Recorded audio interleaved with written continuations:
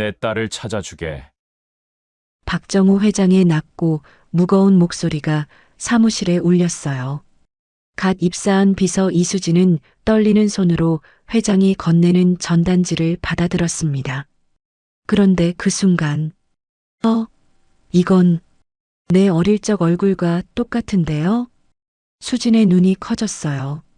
전단지 속 3살 정도 된 아이의 얼굴이 자신의 어린 시절과 너무나 닮아 있었거든요. 똑같은 눈썹, 똑같은 입술 모양, 심지어 콧등의 작은 점까지. 회장의 시선이 수진의 얼굴을 꿰뚫어 보듯 바라봤어요.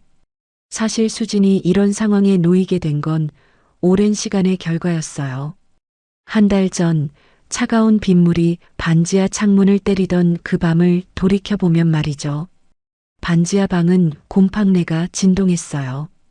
벽 모서리마다 검은 곰팡이가 핀 흔적이 역력했고 천장에서는 물방울이 똑똑 떨어지는 소리가 끊임없이 들렸습니다. 겨울인데도 난방비를 아껴야 해서 방 안은 숨이 하얗게 날 정도로 추웠어요. 수지는 5살 딸 민지의 뜨거운 이마를 만지며 눈물을 삼키고 있었습니다. 아이는 또 열이 났어요. 이런 환경에서 살다 보니 감기가 떨어질 날이 없었거든요. 엄마, 목이 아파요. 기침도 나와요. 민지의 가느다란 목소리에 수진의 가슴이 찢어질 것 같았어요. 응, 우리 민지야. 조금만 참아. 하지만 수진도 어쩔 줄 몰랐어요. 아이의 열은 38도를 넘나들고 있었지만 지갑 속엔 1,000원짜리 지폐 2장이 전부였으니까요. 벽에는 온갖 고지서들이 덕지덕지 붙어 있었어요. 전기요금 최종 독촉장, 수도요금 연체 고지서, 그리고 집주인이 직접 써서 붙인 월세 독촉 쪽지까지. 빨간 글씨로 최종 통보라고 적힌 종이들이 수진을 비웃듯 바스락거렸습니다. 수진은 손끝이 차갑게 떨리는 걸 느꼈어요. 이런 상황이 벌써 3달째였거든요. 이혼 후 받기로 한 양육비는 전 남편이 연락 두절이 되면서 한 푼도 받지 못하고 있었어요. 이혼 과정에서 재산 분할도 제대로 받지 못했습니다. 남편의 도박빚이 워낙 많아서 집도 팔아야 했고 결국 수진과 민지에게 남은 건 이 반지하 전세방이 전부였어요. 엄마, 춥다. 민지가 이불을 끌어당기며 중얼거렸어요. 수진은 자신의 외투까지 벗어서 민지에게 덮어줬어요. 아이가 감기에 걸리면 더 큰 문제가 될 테니까요. 자신은 떨리는 몸을 꽉 껴안고 아이 옆에 누웠습니다. 다음 날 아침 수진은 냉장고 문을 열어봤어요. 텅 비어 있었습니다. 어제 마지막 우유도 민지에게 다 줘버렸거든요. 쌀통을 확인해 봤지만 바닥이 훤히 보였고 찬장에는 라면 봉지 하나만 덩그러니 남아 있었어요. 민지야, 일어나야지. 아침 먹자. 민지가 비비적거리며 일어났어요. 열은 좀 내린 것 같았지만 여전히 기운이 없어 보였습니다. 엄마, 배고파요. 그 말에 수진의 목이 메어왔어요. 아이가 이렇게 단순하게 배고프다고 말하는데 줄 게 없다니. 이런 엄마가 어디 있을까요? 수진은 마지막 라면을 끓였어요. 스프는 절반만 넣고 물을 많이 부어서 국물을 늘렸습니다. 그리고 면은 모두 민지 그릇에 담고 자신은 맹맹한 국물만 마셨어요. 엄마도 면 먹어요. 엄마는 국물이 더 맛있어. 민지가 면 다 먹어. 거짓말이었죠. 수진도 배가 고팠어요. 어제부터 제대로 먹지 못했거든요. 속이 쓰리고 어지러웠지만 민지 앞에서는 절대 티를 낼 수 없었습니다. 민지를 무료로 봐주는 동네 경로당에 맡긴 후 수지는 일자리를 찾아 나섰어요. 하지만 현실은 냉혹했습니다. 고등학교 졸업이 최종 학력인 수진에게 주어진 선택지는 정말 제한적이었어요. 첫 번째로 간 식당에서는 이런 말을 들었습니다. 아이 있으시는 분은 좀 갑자기 아이 아프다고 빠지시면 곤란하거든요. 두 번째 마트에서는 이런 반응이었어요. 야간 근무 가능하세요? 아, 아이 때문에 안 되시는구나. 그럼 저희랑은 안 맞을 것 같아요. 수진의 어깨가 점점 무거워졌어요. 아이가 있다는 게 이렇게 큰 장벽이 될 줄은 몰랐거든요. 혼자 아이를 키우는 엄마라는 현실이 모든 곳에서 발목을 잡았습니다. 세 번째로 간 청소업체에서는 그나마 희망적인 답변을 들었어요. 일단 이력서 넣어두시고 자리 나면 연락드릴게요. 하지만 언제 연락이 올지도 모르는 상황이었어요. 그리고 최저임금 수준의 급여로는 민지와 살아가기 버거웠습니다. 집으로 돌아가는 길에 수지는 한 카페 앞에서 멈춰 섰어요. 구인 광고가 붙어 있었거든요. 하지만 유리창에 비친 자신의 모습을 보고는 발걸음을 돌렸습니다. 낡은 코트에 구멍난 신발, 푸석해진 머리. 이런 모습으로 어떻게 사람들 앞에 서겠어요? 게다가 손톱도 갈라져 있고 화장품도 다 떨어져서 얼굴이 창백해 보였습니다. 수진의 눈가가 촉촉해졌어요. 이혼하기 전에는 그래도 남부럽지 않게 살았는데 겨우 몇 달 만에 이렇게 초라해질 줄은 몰랐거든요. 동네 슈퍼 앞에서 수지는 동전을 세어봤어요. 2,300원이 전부였습니다. 우유 한 팩을 사면 남는 돈이 거의 없었어요. 하지만 민지가 우유를 좋아하니까 수지는 우유를 집어들었습니다. 경로당에서 민지를 데려오는 길에 아이가 물었어요. 엄마, 우리 언제 예전 집으로 돌아가요? 내 장난감들이 그리워요. 수진의 가슴이 찢어지는 것 같았어요. 민지는 아직 5살이라 상황을 제대로 이해하지 못했거든요. 예전에 살던 아파트, 예쁜 방, 많은 장난감들.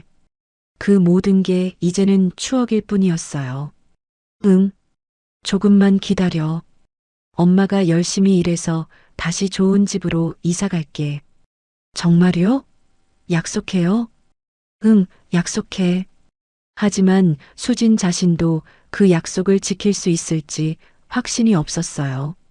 현실은 너무나 가혹했거든요. 집에 돌아와서 수진은 민지가 잠든 후에야 조용히 울었어요. 소리내지 않게 이불을 뒤집어 쓰고 이런 생활이 언제까지 계속될지 아이에게 제대로 된 환경을 만들어줄 수 있을지 절망감이 가슴을 짓눌렀습니다. 하지만 수지는 포기할 수 없었어요. 민지 때문이었죠. 아이가 자는 모습을 보면서 다짐했습니다. 어떤 일이 있어도 이 아이만은 제대로 키워내겠다고. 민지는 이런 어려운 상황에서도 항상 밝게 웃어줬어요. 엄마가 힘들어하면 작은 손으로 등을 토닥토닥 해주기도 했고, 엄마 힘내세요라고 말해주기도 했습니다.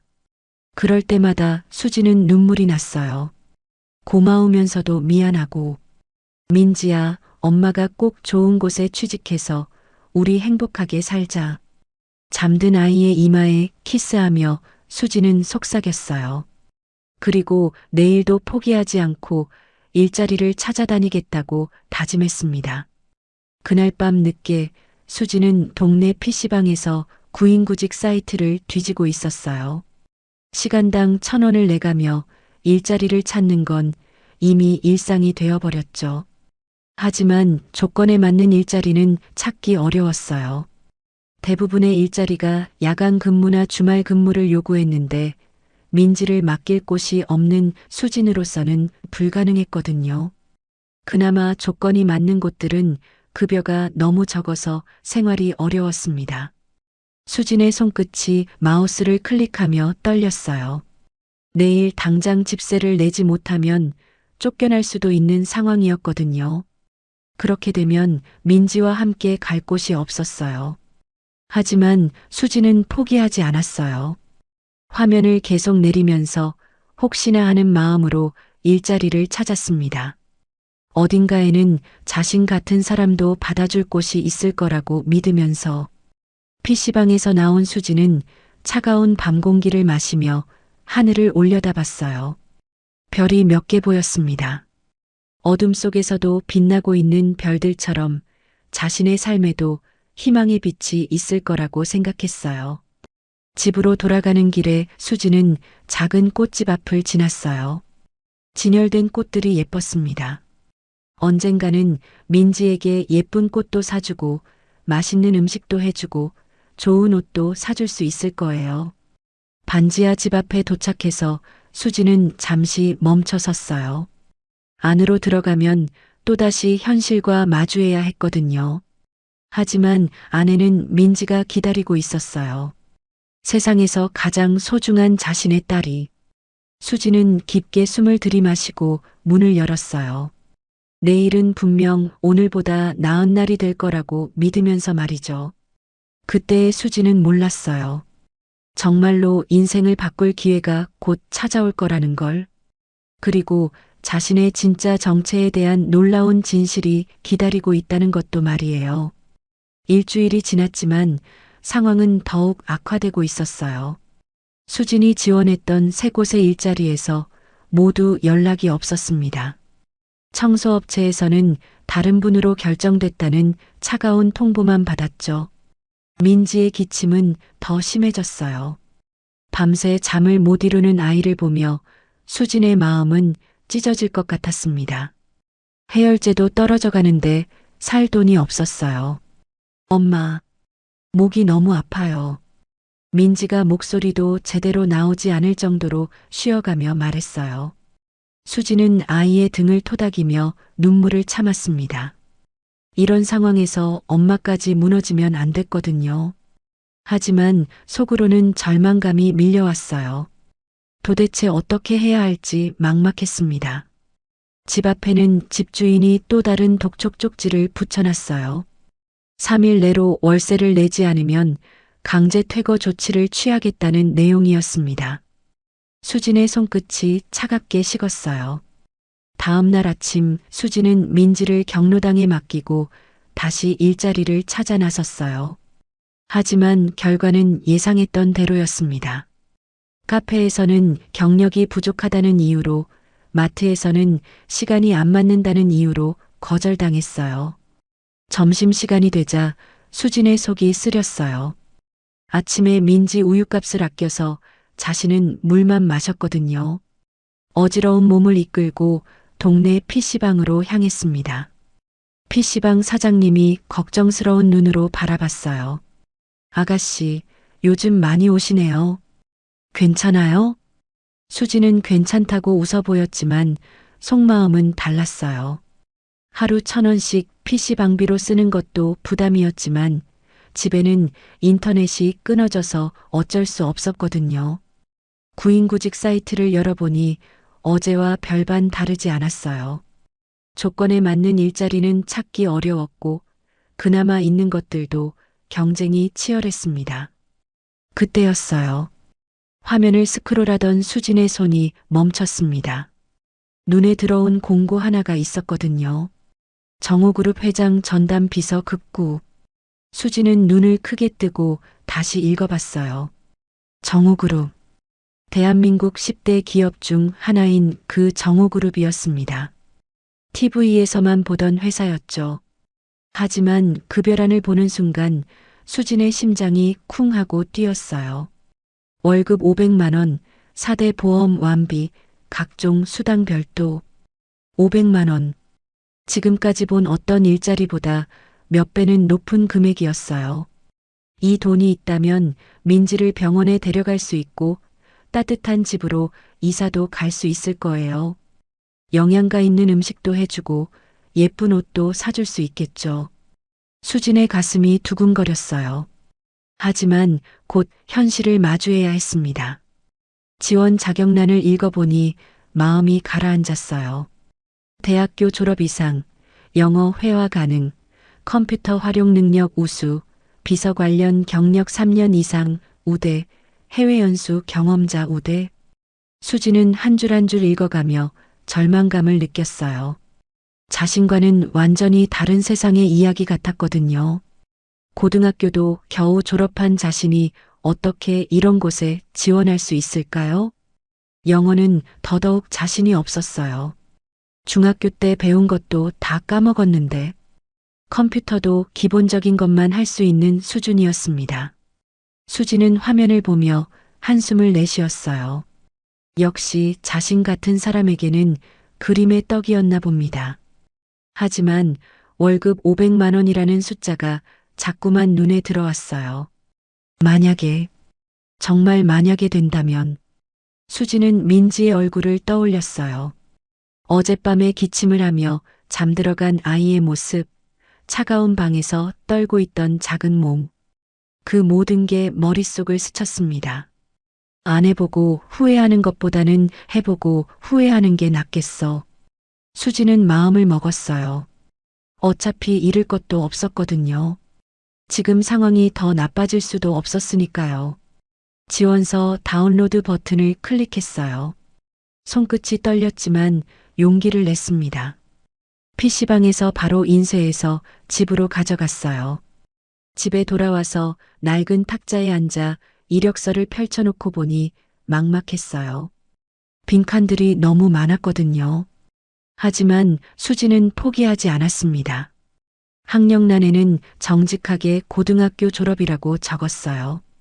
대학교 진학은 집안 사정상 꿈도 꿀 수 없었지만 거짓말은 하고 싶지 않았거든요. 경력란도 마찬가지였어요. 편의점 아르바이트 6개월, 카페 아르바이트 8개월, 마트 계산원 1년.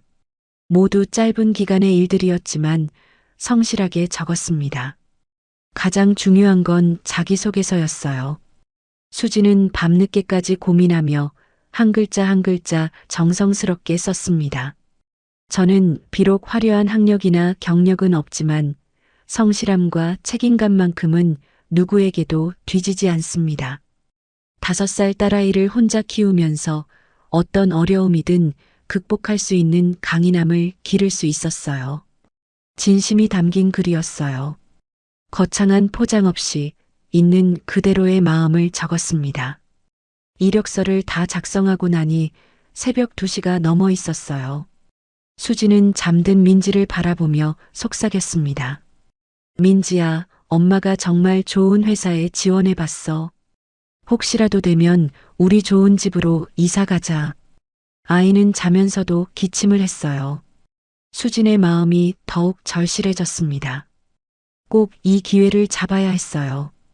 다음 날 아침 일찍 수지는 민지를 경로당에 맡기고 PC방으로 향했어요. 떨리는 마음으로 이력서 파일을 첨부하고 지원서를 작성했습니다. 마지막 순간에 수지는 잠시 망설였어요. 정말 자신 같은 사람이 이런 곳에 지원해도 될까요? 하지만 민지를 생각하니 용기가 났습니다. 전송 버튼을 클릭했어요. 마우스를 누르는 손끝이 떨렸지만 해냈습니다. 지원서를 보낸 후 3일이 지났어요. 수지는 하루에도 몇 번씩 휴대폰을 확인했지만 연락은 없었습니다. 그럴 줄 알았지만 실망감은 컸어요. 집주인은 계속 독촉을 했고 민지의 상태는 나아지지 않았어요. 수지는 절망감 속에서도 다른 일자리를 계속 알아봤습니다. 그런데 셋째 날 오후 수진의 낡은 휴대폰이 울렸어요. 모르는 번호였지만 요즘 같은 상황에서는 어떤 전화든 중요할 수 있었어요. 여보세요? 안녕하세요. 정호그룹 인사팀입니다.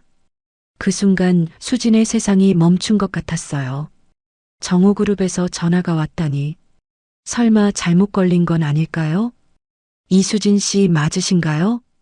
네. 네, 맞습니다. 수진의 목소리가 떨렸어요. 저희 회장 비서 지원건으로 연락드렸습니다. 서류 검토 결과 합격하셨어요. 수진은 자신의 귀를 의심했어요. 합격? 자신이? 정말일까요? 죄송한데 혹시 다른 분과 착각하신 건 아닐까요? 아니요, 이수진 씨 맞습니다.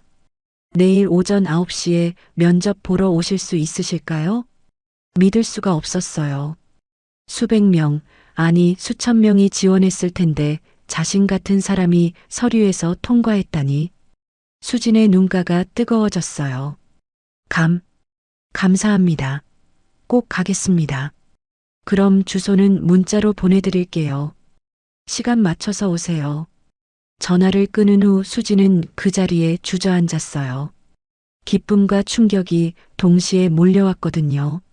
수진은 급히 경로당으로 달려가 민지를 데려왔어요. 집에 돌아와서 아이를 꽉 안아주며 말했습니다.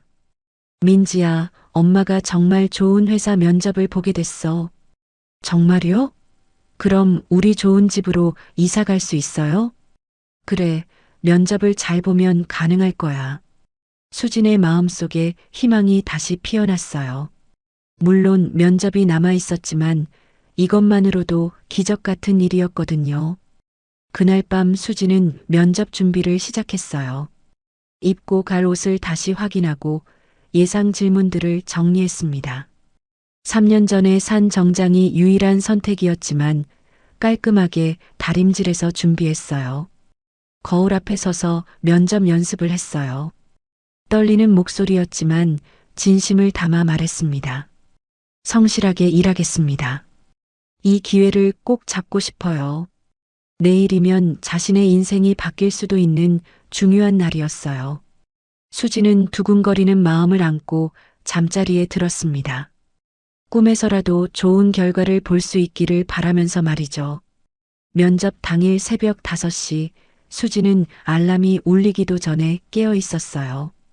밤새 뒤척이며 제대로 잠을 이루지 못했거든요. 심장이 계속 두근거렸고 손끝은 차갑게 떨리고 있었습니다. 거울 앞에 선 수진의 모습은 초췌했어요. 다크서클이 짙게 자리 잡고 있었고 긴장 때문에 얼굴이 창백해 보였습니다. 하지만 오늘만큼은 최대한 단정하게 꾸며야 했어요. 3년 전에 산 유일한 정장을 꺼내 입었어요. 몸이 빠져서 약간 큰 감이 있었지만 어쩔 수 없었죠. 어젯밤에 정성스럽게 다림질해둔 덕분에 그나마 깔끔해 보였습니다. 화장품도 문제였어요. 파운데이션은 거의 바닥이 났고 립스틱도 색이 제대로 나오지 않았습니다. 그래도 최선을 다해서 단정하게 화장했어요. 엄마, 일찍 일어났네요? 민지가 비비적거리며 일어났어요. 응, 민지야. 엄마가 중요한 일이 있어서 그래. 아침을 먹으면서도 수진의 마음은 복잡했어요. 혹시라도 늦으면 안 되니까 일찍 출발해야 했는데 민지를 어디에 맡길지도 걱정이었거든요. 다행히 동네 경로당 할머니께서 일찍 와서 봐주기로 해주셨어요. 할머니, 정말 감사해요. 민지 좀 부탁드려요. 걱정 마라, 아가야. 면접 잘 보고 와. 우리 민지 엄마 정말 예쁘게 차려입었네. 수진의 눈가가 촉촉해졌어요. 이렇게 도와주는 분들이 있기에 여기까지 올 수 있었거든요. 가방을 챙기면서 수진은 한 번 더 확인했어요. 이력서, 자기소개서, 신분증, 모든 게 준비되어 있었습니다. 마지막으로 거울을 보며 자신에게 말했어요. 수진아, 할 수 있어. 민지를 위해서라도 꼭 성공하자. 지하철로 1시간 반을 달려 강남구에 도착했어요. 정호그룹 본사 건물 앞에 섰을 때 수지는 입이 떡 벌어졌습니다. 40층짜리 유리 건물이 하늘을 찌를 듯 솟아 있었어요. 건물 로비로 들어서니 모든 게 반짝거렸어요. 대리석 바닥은 거울처럼 반들반들했고 천장의 샹들리에는 수천 개의 크리스털이 달려 있었습니다. 정장을 차려입은 사람들이 바쁘게 오가고 있었죠. 수지는 자신이 너무 초라해 보이는 것 같아서 움츠러들었어요. 다른 사람들의 옷차림과 비교하니 더욱 그랬습니다. 명품 가방을 들고 있고 구두도 반짝반짝 윤이 나는 것들이었어요. 내가 정말 여기에 있을 자격이 있을까? 하지만 민지의 얼굴을 떠올리며 용기를 냈어요. 여기까지 온 것만으로도 대단한 일이었거든요. 엘리베이터에서 다른 면접자들을 만났어요. 모두 수진보다 훨씬 세련되어 보였습니다. 한 여성은 유창한 영어로 전화 통화를 하고 있었고, 다른 여성은 명문대 졸업장이 적힌 이력서를 들고 있었어요. 저는 해외 연수도 다녀왔고, 비서 경력이 5년이에요. 전 토익 990점이고, 중국어도 가능해요. 그들의 대화를 들으며 수지는 점점 자신감이 사라지는 걸 느꼈어요. 자신과는 완전히 다른 수준의 사람들이었거든요. 수지는 조용히 모서리에 서서 그들을 바라봤어요. 모두 자신만만해 보였고 여유로웠습니다. 반면 자신은 손에 땀이 나고 있었고 심장이 너무 빨리 뛰고 있었어요. 역시 내가 오면 안 되는 곳이었나? 하지만 이미 여기까지 왔는데 포기할 수는 없었어요. 면접실 문을 열고 들어서는 순간 수지는 깜짝 놀랐어요. 면접관석에 앉아 있는 사람이 바로 박정우 회장이었거든요. TV에서만 보던 그 사람이 바로 눈앞에 있다니. 회장은 50대 후반의 남성으로 카리스마 넘치는 외모에 날카로운 눈빛을 가지고 있었어요. 하지만 어딘가 쓸쓸해 보이는 느낌도 있었습니다. 앉으세요. 회장의 목소리는 낮고 무거웠어요. 수지는 떨리는 다리로 의자에 앉았어요. 너무 긴장해서 등에 식은땀이 흘렀습니다. 회장은 수진의 이력서를 꼼꼼히 읽어봤어요. 그리고는 고개를 갸웃했습니다. 학력이나 경력이 다른 지원자들에 비해 많이 부족하네요. 수진의 얼굴이 빨갛게 달아올랐어요. 역시 자신에게는 무리였나 싶었습니다. 죄송합니다. 제가 너무 무모했나 봅니다. 수진이 작은 목소리로 말했어요. 그런데 회장은 계속 수진을 바라봤어요. 뭔가 신기한 표정을 짓고 있었죠. 마치 처음 보는 게 아닌 것 같은 그런 느낌이었어요. 그래도 이미 와주셨으니 질문 몇 개 해보죠. 가족은 어떻게 되시나요? 수지는 진실을 말하기로 했어요. 거짓말을 해봤자 나중에 들통날 테니까요. 5살 딸이 있습니다. 혼자 키우고 있어요. 남편은 이혼했습니다. 남편이 도박과 술 때문에 힘들어서요. 회장의 눈빛이 약간 부드러워졌어요. 그리고 더 중요한 질문을 했습니다. 부모님은 어떻게 되시나요? 수진이 잠시 망설였어요. 이 부분이 가장 말하기 어려운 부분이었거든요. 어릴 때 돌아가셔서 고아원에서 자랐습니다. 회장의 눈빛이 확연히 달라졌어요. 갑자기 집중하는 표정이 되었습니다. 고아원이요? 언제부터요? 잘 기억이 안 나지만 3살 정도였던 것 같아요. 그 이전 기억은 전혀 없거든요. 회장이 펜을 놓고 수진을 뚫어지게 바라봤어요. 뭔가 깊은 생각에 빠진 것 같았습니다. 시간이 길게 흘렀지만 아무 말도 하지 않았어요. 수진은 더욱 불안해졌어요. 혹시 고아원 출신이라는 게 문제가 된 건 아닐까요? 혹시 그것 때문에 안 되는 건가요? 수진이 조심스럽게 물었어요. 회장이 길게 숨을 내쉬었어요. 그리고는 예상치 못한 질문을 했습니다.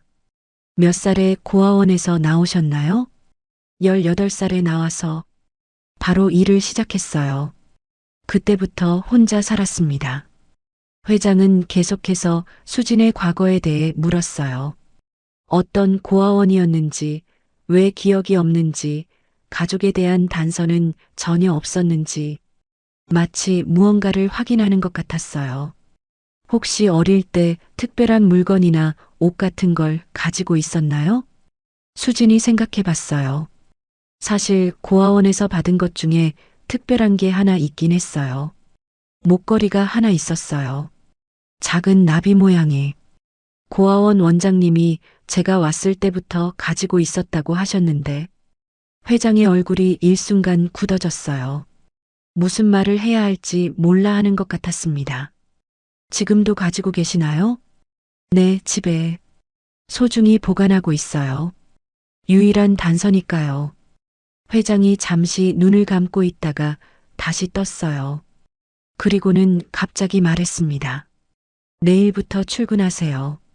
수지는 자신의 귀를 의심했어요. 지금 뭐라고 했는지 제대로 들었나 싶어서요. 네, 정말요? 저 같은 사람이요? 네, 맞습니다. 다른 지원자들보다 조건은 부족하지만 성실해 보이고 간절함이 느껴져요. 그게 가장 중요한 자질입니다. 수진의 눈가가 촉촉해졌어요.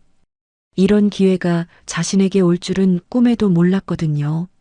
정말, 정말 감사합니다. 열심히 하겠습니다. 수진의 목소리가 떨렸어요.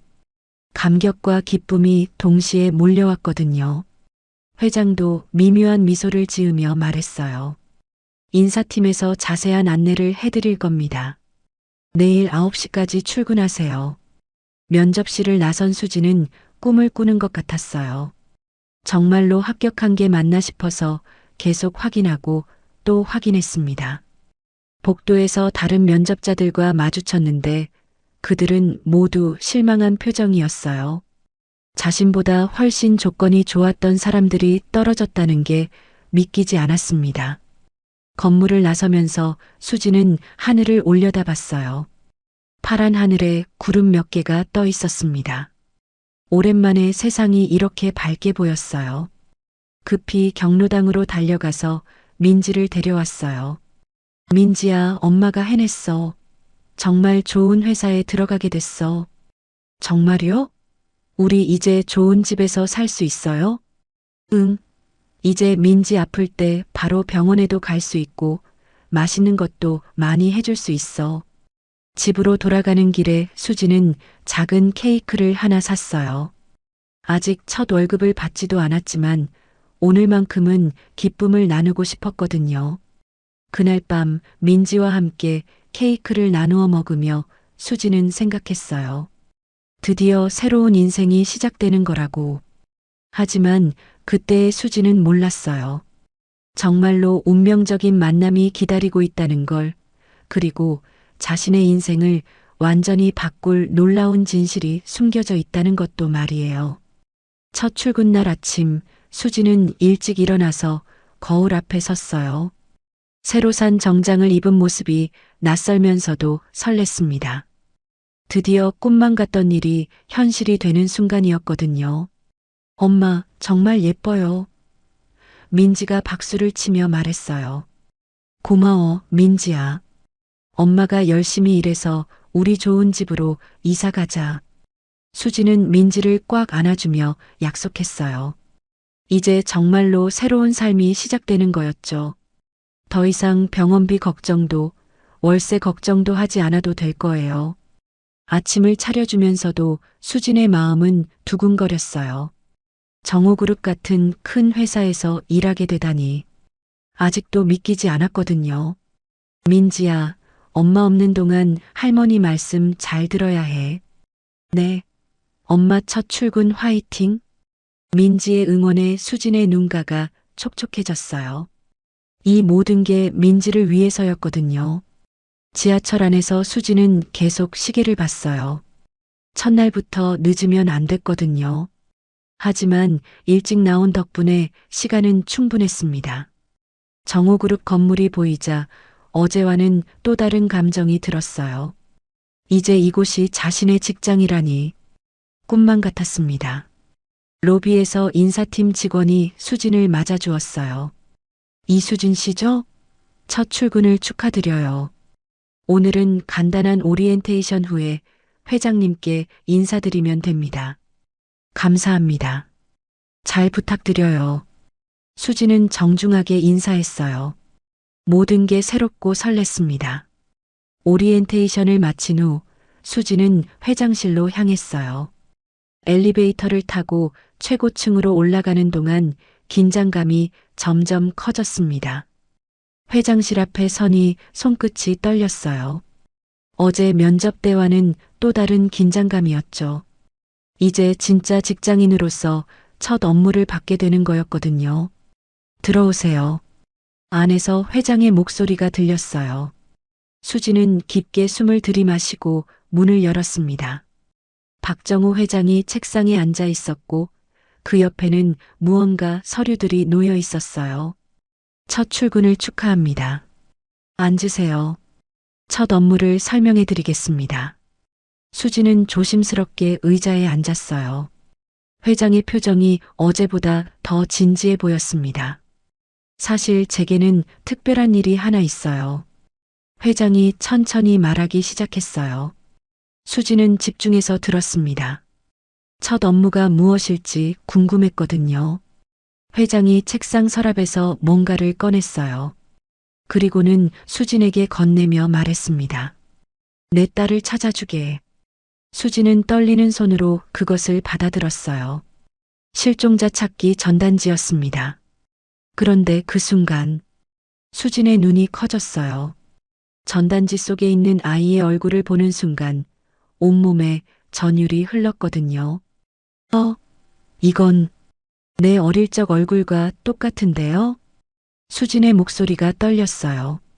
전단지 속 3살 정도 된 아이의 얼굴이 자신의 어린 시절과 너무나 닮아 있었거든요. 똑같은 눈썹, 똑같은 입술 모양, 심지어 콧등의 작은 점까지. 회장의 시선이 수진의 얼굴을 꿰뚫어 보듯 바라봤어요. 수진은 전단지를 다시 자세히 봤어요. 볼수록 더욱 놀라웠습니다. 고아원에서 찍었던 자신의 어린 시절 사진과 거의 똑같았거든요. 이게 회장님의 딸이라고요? 수진의 가슴이 쿵 하고 뛰었어요. 무언가 중요한 일이 벌어지고 있다는 느낌이 들었거든요. 회장이 깊게 숨을 내쉬며 말했어요. 25년 전에 사라진 제 딸입니다. 그때 겨우 3살이었어요. 수진의 손끝이 차갑게 식었어요. 25년 전, 자신이 고아원에 온 시기와 정확히 일치했거든요. 당시 아내는 이미 세상을 떠난 후라 혼자 키우고 있었는데 회장의 목소리에 오랜 그리움이 묻어 있었어요. 어떻게 사라지신 건가요? 수진이 조심스럽게 물었어요. 백화점 주차장에서 잠깐 눈을 돌린 사이에. 그 이후로 25년 동안 찾고 있지만 어떤 단서도 없었어요. 회장의 눈가가 촉촉해지는 것 같았어요. 25년간 딸을 그리워한 아버지의 마음이 전해졌습니다. 수지는 전단지를 꽉 쥐고 있었어요. 손이 떨려서 제대로 잡을 수가 없었거든요. 혹시, 정말 혹시, 머릿속에 어지러운 생각들이 스쳤어요. 자신의 3세 이전 기억이 없다는 것, 고아원에서 자란 것, 그리고 지금 이 놀라운 닮음까지. 특별히 신경 써서 찾아보세요. 이 아이는 제게 정말 소중한 딸이니까. 회장의 목소리에는 25년간 쌓인 그리움과 애절함이 묻어 있었어요. 수지는 그 마음이 너무나 잘 전해져서 가슴이 아팠습니다. 네, 최선을 다해서 찾아보겠습니다. 하지만 수진의 마음속에는 더 큰 의문이 자리 잡고 있었어요. 회장은 수진의 반응을 놓치지 않고 지켜보고 있었어요. 수진이 전단지를 보며 놀라는 모습, 떨리는 손, 당황하는 표정까지 모든 걸 주의 깊게 관찰했습니다. 혹시 어릴 때 자신의 사진을 본 적이 있으세요? 갑작스러운 질문에 수진이 고개를 들었어요. 고아원에서 찍은 사진 정도는. 왜 그러시는지요?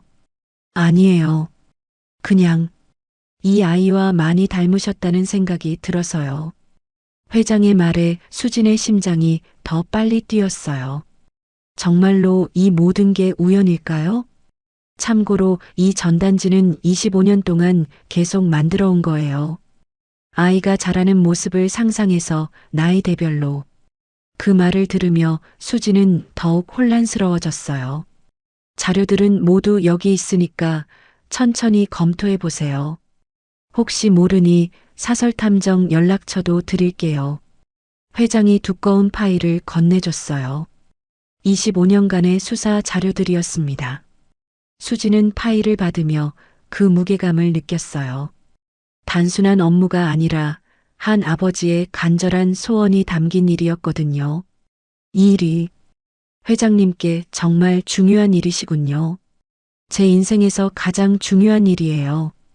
딸을 찾는 것이 제 마지막 소원입니다. 회장의 진심 어린 말에 수진의 가슴이 뭉클했어요. 동시에 자신의 의문도 점점 커져갔습니다.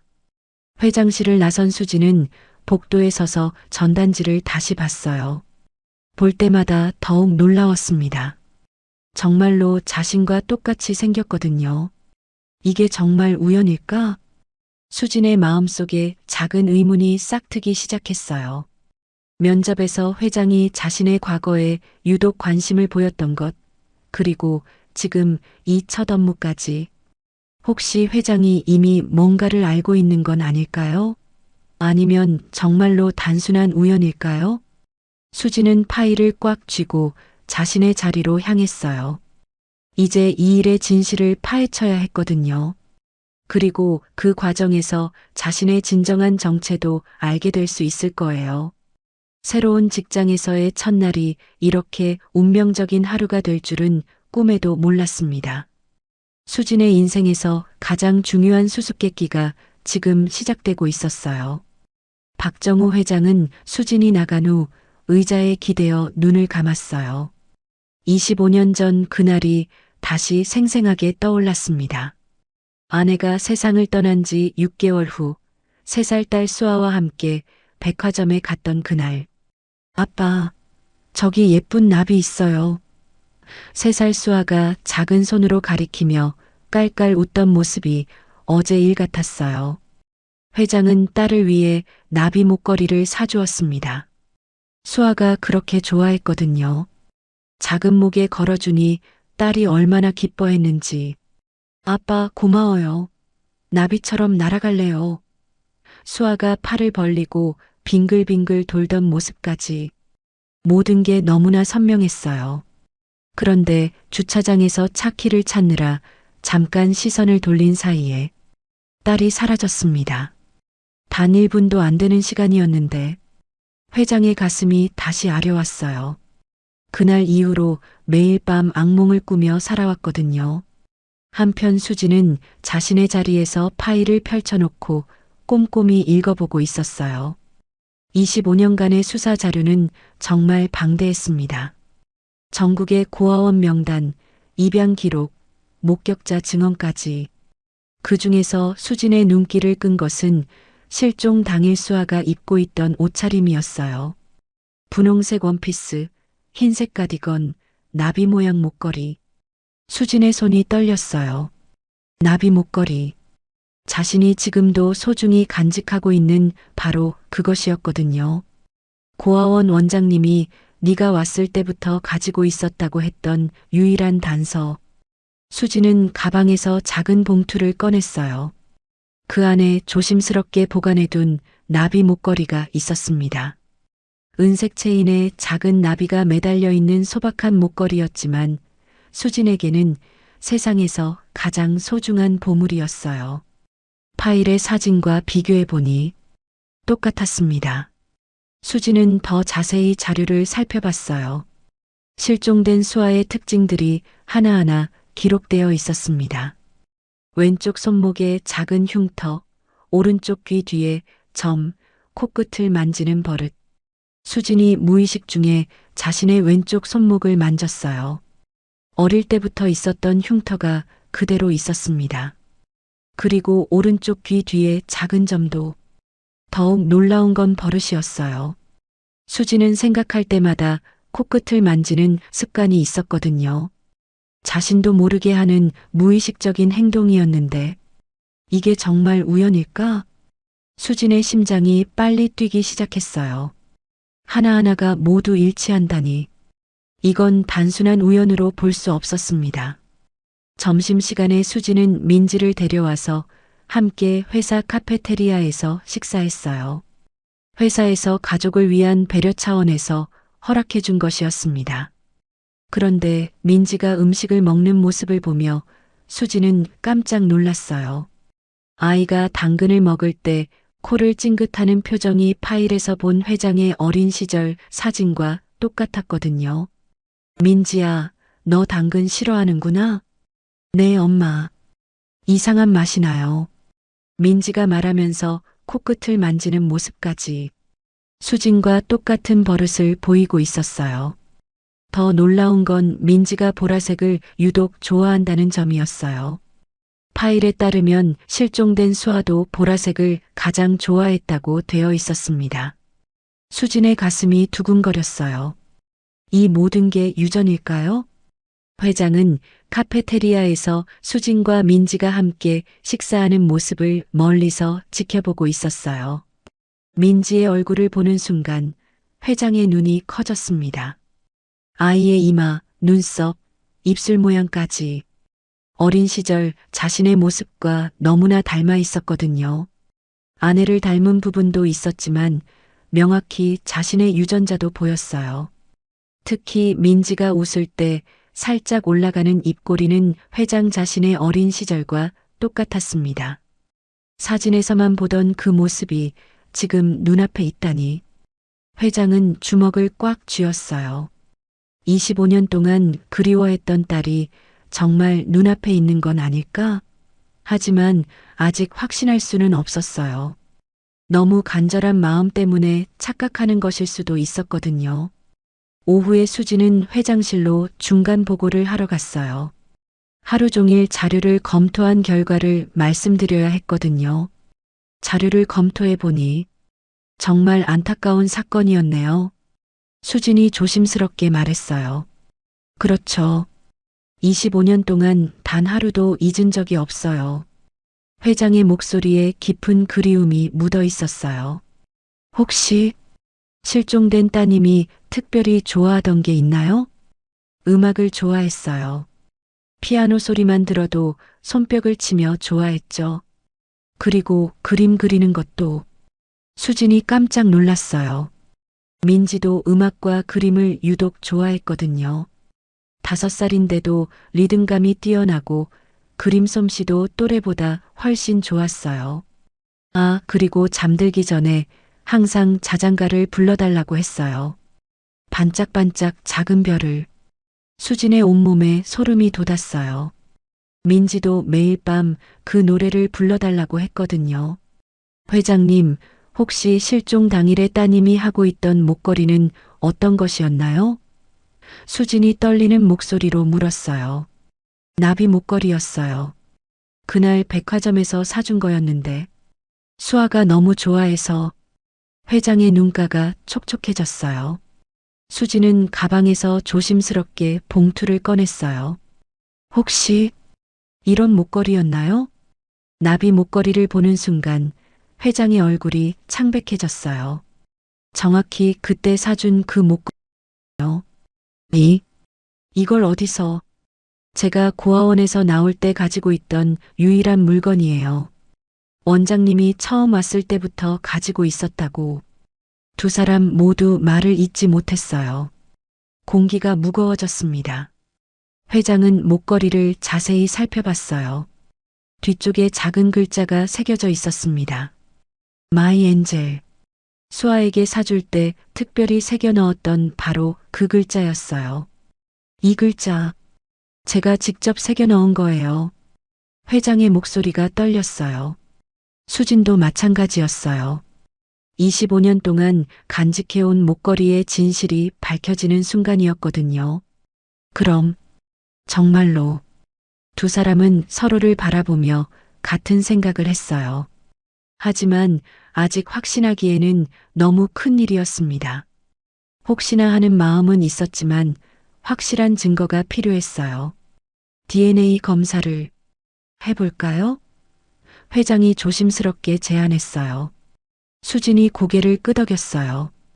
이제 진실을 알아야 했거든요. 그날 저녁 수진은 민지와 함께 집으로 돌아가면서 생각했어요. 정말로 자신이 회장의 딸일까? 그렇다면 민지는 회장의 외손녀가 되는 거고, 상상만 해도 믿기지 않았어요. 평생 고아로 살아왔는데 갑자기 아버지가 생길 수도 있다니. 엄마, 오늘 할아버지 같은 분이 저를 보고 계속 웃으셨어요. 민지가 말했어요. 할아버지? 네, 회사에 있던 멋진 할아버지요. 저한테 사탕도 주셨어요. 수진의 가슴이 뭉클했어요. 회장이 민지를 그렇게 따뜻하게 대해줬다니. 혹시 정말로 새로운 가족을 만날 수 있을까요? 하지만 수진은 몰랐어요. 이 모든 진실이 밝혀지는 것을 막으려는 사람들이 있다는 걸. 그리고 그들이 이미 움직이기 시작했다는 것도 말이에요. 25년 전 진실을 묻어버렸던 사람들에게는 수진의 등장이 재앙이나 다름없었거든요. 모든 게 밝혀지면 자신들의 인생이 끝날 수도 있었으니까요. 수진은 나비 목걸이를 바라보며 생각했어요. 이 작은 목걸이가 자신의 인생을 완전히 바꿔놓을 수도 있다고. 하지만 그 길이 평탄하지만은 않을 거라는 것도 예감했습니다. 진실을 향한 여행이 이제 시작되었어요. 그리고 그 끝에는 놀라운 운명이 기다리고 있을 거예요. 박미경은 50대 초반의 우아한 여성이었어요. 명품 옷에 화려한 보석들로 치장한 모습은 재벌가 부인의 위엄을 보여주고 있었습니다.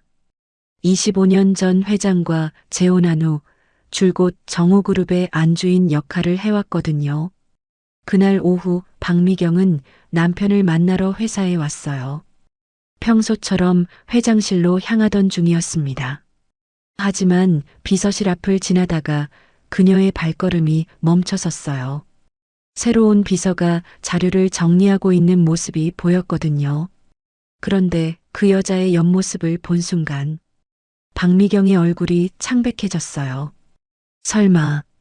아니야, 그럴 리가 없어. 하지만 수진이 고개를 돌려 정면을 바라보는 순간 박미경의 온몸이 얼어붙었습니다. 25년 전 그 아이의 얼굴과 너무나 닮아 있었거든요. 박미경의 머릿속에 25년 전 기억이 생생하게 떠올랐어요. 남편의 첫 번째 부인이 세상을 떠난 후 자신이 정호가에 들어왔을 때의 일들. 처음에는 3살짜리 수아가 예쁘기만 했어요. 하지만 시간이 지나면서 상황이 달라졌습니다. 회장은 딸만 바라보며 살았고 박미경에게는 관심도 주지 않았거든요. 더 큰 문제는 재산 상속이었어요. 회장이 수아를 너무 사랑해서 모든 재산을 딸에게 물려주려고 했습니다. 그렇게 되면 박미경은 아무것도 얻을 수 없었어요. 이 아이만 없다면. 그런 생각이 점점 커져갔어요. 그리고 마침내 박미경은 끔찍한 결심을 하게 되었습니다. 김 여사, 나 좀 도와줘야겠어. 그날 밤 박미경이 김 여사를 불러서 말했어요. 김 여사는 오랫동안 정호가에서 일해온 관리인이었어요.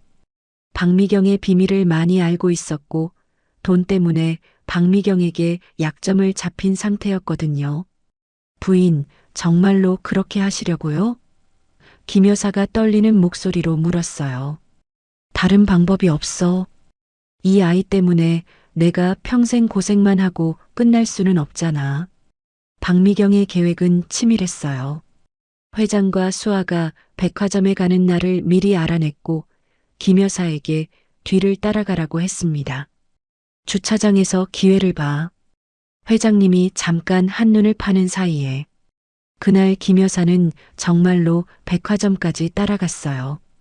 그리고 회장이 차 키를 찾느라 고개를 돌린 그 짧은 순간 3살 수아의 손을 잡고 사라졌습니다. 이제 어떻게 하죠? 김 여사가 떨며 물었어요. 멀리 떨어진 고아원에 버려. 절대 찾을 수 없는 곳으로. 박미경은 차가운 목소리로 지시했어요. 그리고 김 여사는 수아를 서울에서 멀리 떨어진 지방 고아원 앞에 버렸습니다. 나비 목걸이를 한 채로. 그 후 25년 동안 박미경은 슬픔에 잠긴 남편을 위로하는 착한 아내를 연기해 왔어요. 수아를 찾기 위해 애쓰는 모습도 보였고 때로는 함께 울어주기도 했습니다. 하지만 속마음은 달랐어요. 수아가 영원히 나타나지 않기를 바랐거든요.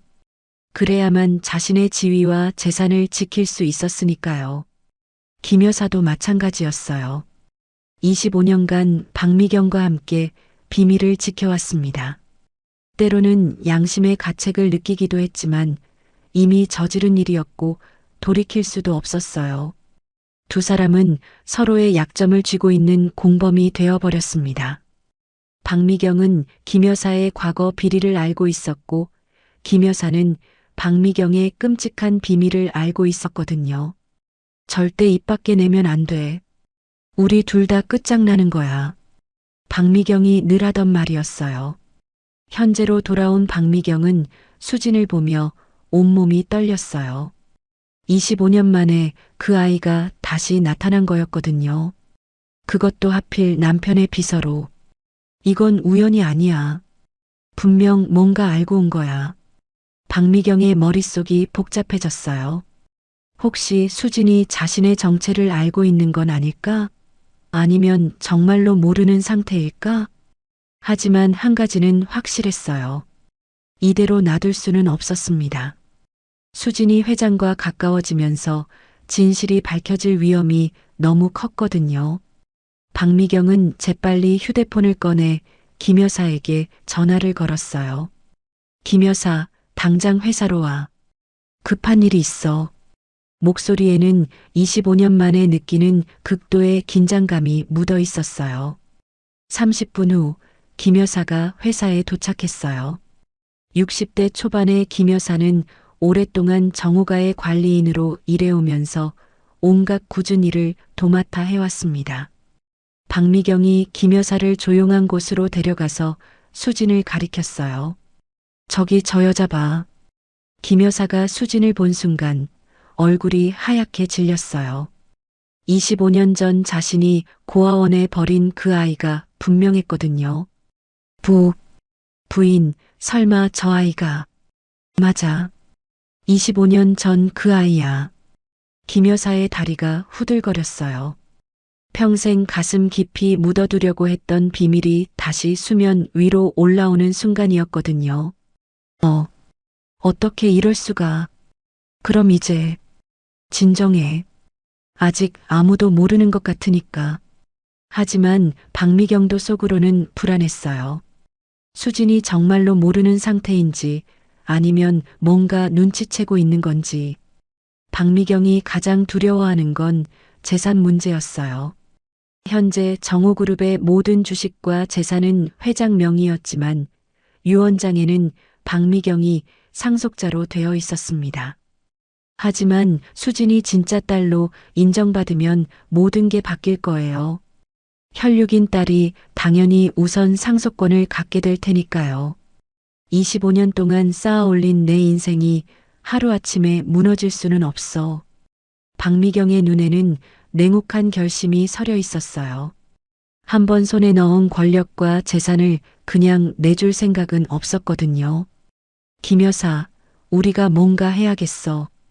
부인, 하지만 이제 와서 25년 전에도 해냈잖아. 이번에도 할 수 있어. 박미경의 목소리에는 위험한 의도가 담겨 있었어요. 박미경은 즉시 수진에 대한 조사를 시작했어요. 수진의 과거, 현재 상황, 회장과의 관계까지 모든 걸 파악해야 했거든요. 김 여사를 시켜서 수진의 일거수일투족을 감시하게 했어요. 어떤 업무를 맡고 있는지, 회장과 얼마나 자주 만나는지, 혹시 의심스러운 행동은 없는지. 며칠 후 김 여사가 보고했어요. 부인, 큰일입니다. 회장님이 그 여자에게 25년 전 실종 자료를 모두 넘겨주셨어요. 박미경의 얼굴이 굳어졌어요. 이미 회장이 뭔가 의심하고 있다는 뜻이었거든요. 그리고 목걸이도 확인하신 것 같아요. 그 말에 박미경은 주먹을 꽉 쥐었어요. 나비 목걸이는 결정적인 증거였거든요. 더 이상 기다릴 수 없겠어. 그 여자가 모든 걸 알아내기 전에 우리가 먼저 움직여야 해. 박미경의 눈에는 25년 전과 같은 냉혹함이 되살아났어요. 이번에는 확실하게 해. 영영 나타날 수 없도록. 김 여사가 떨며 고개를 끄덕였어요. 이미 공범이 된 상황에서 거부할 수도 없었거든요. 하지만 부인, 이번에는 아이도 있어요. 5살짜리. 그것도 함께 처리해. 훗날 문제가 될 수 있어. 박미경의 말에 김 여사는 소름이 돋았어요. 25년이 지났지만 이 여자는 전혀 변하지 않았구나. 여전히 자신의 욕심을 위해서라면 무엇이든 할 수 있는 사람이었어요. 그날 밤 박미경은 회장과 함께 저녁을 먹으면서도 계속 연기를 했어요. 평소와 다름없는 다정한 아내의 모습으로. 하지만 속마음은 달랐어요. 25년 전에 비밀이 밝혀지는 걸 막기 위해서라면 무엇이든 할 각오가 되어 있었거든요. 수지는 이런 위험이 다가오고 있다는 걸 전혀 모르고 있었어요. 단지 자신의 정체에 대한 진실을 찾는 데만 집중하고 있었죠. 하지만 25년 전 진실을 묻어버렸던 사람들이 다시 움직이기 시작했어요. 이번에는 더욱 치밀하고 잔인하게. 수진과 민지에게 진짜 시험이 다가오고 있었습니다. 과연 그들이 이 위험을 무사히 넘길 수 있을까요? 며칠 후 수진은 회장과 함께 업무 회의를 하던 중 놀라운 발견을 했어요. 회장이 커피를 마실 때 컵을 들고 있는 손의 모양이 자신과 똑같다는 걸 알아챈 거예요. 손가락을 구부리는 각도, 엄지를 올리는 위치까지 정말 신기할 정도로 일치했습니다. 수지는 무의식 중에 자신의 손을 바라봤어요. 혹시 무슨 생각을 하고 계세요? 회장이 물었어요. 아무것도 아니에요. 수진이 당황하며 대답했어요. 하지만 회장도 같은 걸 눈치챘을 거예요. 수진이 보고서를 읽을 때 코끝을 만지는 버릇을 보면서 깜짝 놀란 표정을 지었거든요. 딸 수아가 어릴 때 똑같은 버릇을 가지고 있었거든요. 그날 점심시간 수진이 회사 식당에서 밥을 먹는 모습을 본 회장은 또 한 번 놀랐어요. 당근을 먹을 때 살짝 찡그리는 표정이 어린 시절 수아와 정확히 일치했거든요. 주말에 수진이 민지를 데리고 회사에 잠깐 들렀을 때였어요. 급한 업무가 있어서 어쩔 수 없이 아이를 데려온 거였습니다. 민지가 회장실 앞 대기실에서 기다리는 동안 회장이 나와서 아이와 대화를 나눴어요. 안녕, 민지야. 심심하지 않니? 안녕하세요. 전혀 안 심심해요. 여기 그림들이 너무 예쁘거든요. 민지가 벽에 걸린 그림을 가리키며 말했어요. 그런데 아이가 그림을 감상하는 모습이 예사롭지 않았어요. 5살 아이치고는 너무나 세련된 감각을 보여주고 있었거든요. 민지는 그림 그리는 걸 좋아하니? 네, 색칠하는 것도 좋아해요. 엄마가 보라색이 제일 예쁘다고 했어요. 회장의 가슴이 쿵했어요. 수아도 보라색을 가장 좋아했거든요. 그리고 그림에도 재능이 있었고, 그때 회장실에서 클래식 음악이 흘러나왔어요. 차이코프스키의 백조의 호수였는데 민지가 갑자기 눈을 반짝이며 일어섰어요. 이 음악 정말 좋아요. 발레하는 음악이죠? 민지가 자연스럽게 팔을 들어 올리며 간단한 발레 동작을 따라 했어요. 전문적으로 배운 적이 없는데도 리듬감이 뛰어났습니다. 회장은 깜짝 놀랐어요. 수아도 클래식 음악을 들으면 항상 이렇게 춤을 추곤 했거든요. 같은 곡에 같은 반응까지. 민지야, 혹시 음악 배우고 싶니? 정말요? 저 피아노 배우고 싶어요. 민지의 대답에 회장의 눈가가 촉촉해졌어요. 수아도 3살 때 피아노를 배우고 싶다고 했었거든요. 그날 밤 회장은 집에서 오래된 앨범을 꺼내봤어요. 25년 전 수아의 사진들이 가득했습니다. 사진 속 수아와 민지의 모습을 비교해 보니 더욱 확신이 들었어요. 특히 웃을 때 살짝 올라가는 입꼬리, 눈을 깜빡일 때의 표정까지. 유전의 힘이라는 게 이렇게 강한 거였나요? 회장은 사설 탐정에게 전화를 걸었어요. DNA 검사를 할 수 있는 방법을 알아봐 주세요. 은밀하게. 혹시 그분이 맞다고 생각하시는 건가요?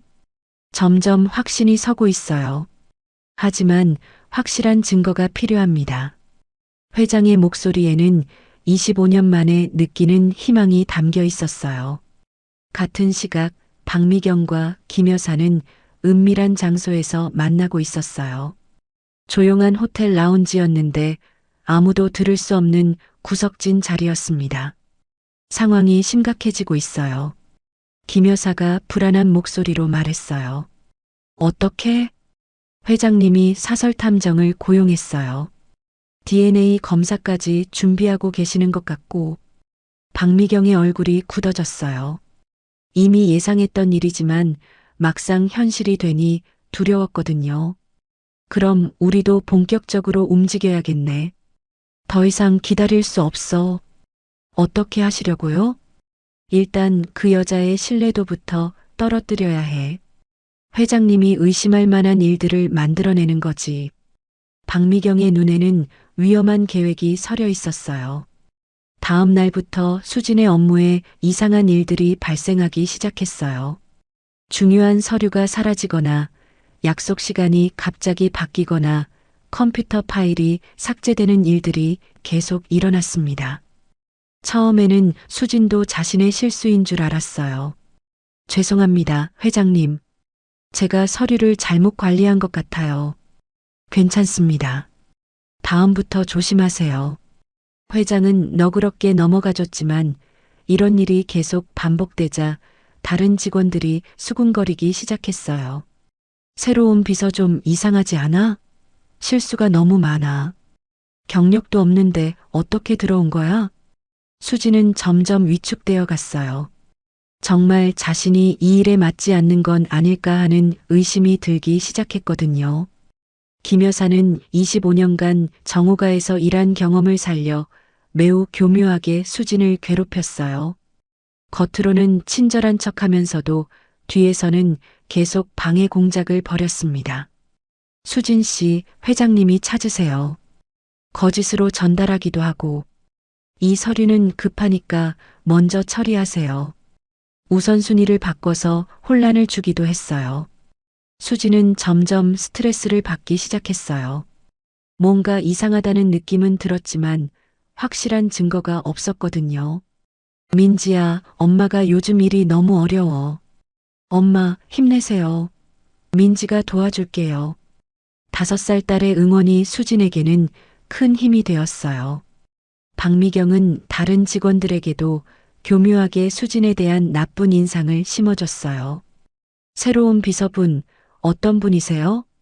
글쎄요, 좀 의문스러운 부분이 많더라고요. 경력도 없는데 어떻게 들어온 건지. 이런 식으로 은근히 수진에 대한 불신을 퍼뜨렸어요. 직접적으로 비난하지는 않으면서도 의심을 사게 만드는 교묘한 방법이었습니다. 수진은 회사에서 점점 고립되어 가는 느낌이었어요. 동료들이 자신을 피하는 것 같았고 업무 협조도 예전만 못했습니다. 하지만 수진은 포기하지 않았어요. 자신이 맡은 일만큼은 끝까지 해내고 싶었거든요. 그런 와중에도 회장만은 수진을 계속 믿어주었어요. 다른 사람들이 뭐라고 하든 상관없이 수진을 지지했습니다. 수진 씨, 최근에 힘들어 보이는데 괜찮나요? 네, 괜찮습니다. 제가 아직 부족한 부분이 많아서 그런 게 아니에요. 누군가 의도적으로 방해하고 있는 것 같은데. 회장의 말에 수진이 깜짝 놀랐어요. 혹시 회장도 뭔가 눈치챈 걸까요? 누군가가 당신을 해치려고 하는 것 같아요. 조심하세요. 회장의 경고에 수진은 등골이 오싹했어요. 정말로 누군가가 자신을 노리고 있는 건 아닐까요? 그날 밤 수진이 회사를 나서는데 뒤에서 누군가 따라오는 것 같은 느낌이 들었어요. 돌아봐도 아무도 없었지만 등 뒤로 따가운 시선이 느껴졌습니다. 집에 도착해서도 불안감은 가시지 않았어요. 혹시 누군가 자신과 민지를 위험에 빠뜨리려는 건 아닐까요? 수지는 민지를 꽉 안아주며 다짐했어요. 어떤 일이 있어도 아이만은 지켜내겠다고. 하지만 수지는 몰랐어요. 박미경과 김 여사가 더욱 위험한 계획을 세우고 있다는 걸. 이제까지의 방해 공작은 시작에 불과했거든요. 진짜 시험이 곧 다가오고 있었어요. 수진과 민지에게 생각지도 못한 위험이 기다리고 있었습니다. 박미경은 이제 더 이상 기다릴 수 없다고 판단했어요. 소극적인 방해만으로는 한계가 있었거든요. 회장의 수진에 대한 관심이 날로 커져가고 있었으니까요. 김 여사, 이번에는 확실하게 해야겠어. 전문가들을 고용해. 박미경이 어두운 표정으로 말했어요. 25년 전처럼 직접 손을 더럽히기보다는 돈으로 해결할 생각이었습니다.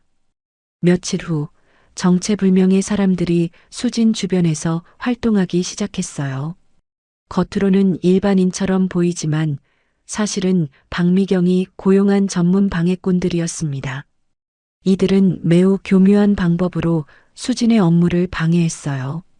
중요한 서류를 바꿔치기 하거나 컴퓨터 시스템에 몰래 접근해서 파일을 조작하는 식으로요.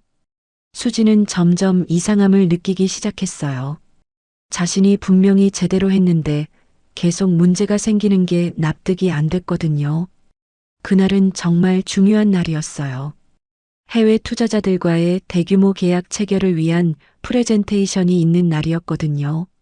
수진은 며칠 밤을 새워가며 자료를 준비했습니다. 하지만 프레젠테이션 직전 치명적인 문제가 발생했어요. 핵심 데이터가 모두 잘못된 수치로 바뀌어 있었던 거예요. 박미경이 고용한 사람들이 밤사이에 몰래 조작한 것이었습니다. 이게 어떻게 된 일입니까? 회장이 당황하며 물었어요. 죄송합니다.